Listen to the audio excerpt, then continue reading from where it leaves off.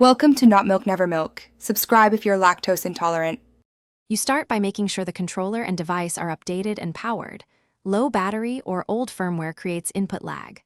Once done, pair the Xbox controller via Bluetooth, hold the pair button, or plug in with a USB-C OTG cable for wired stability. If Call of Duty, mobile won't accept the controller natively, install a reputable key mapping app and grant required permissions. This ensures button presses translate to touch controls. Finally, keep Codem closed while pairing so the game recognizes input on launch.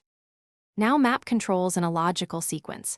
Assign movement and aim to left and right sticks. Set fire, aim down sights, jump, crouch, and reload to easily reachable buttons. Then calibrate sticks. Reduce dead zone for crisp movement but not so low you get drift. Raise sensitivity gradually and test. Make sure aim assist is enabled in Codem settings if available, because it complements controller input.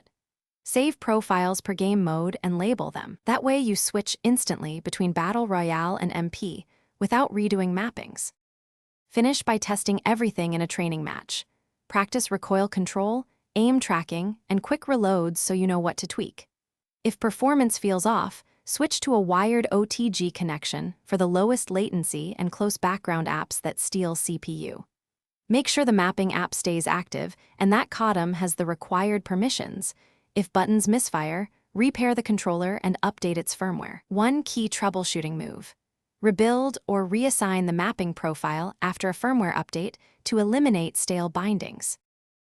Thanks for watching. If this was helpful, leave a like and consider subscribing. See you next time.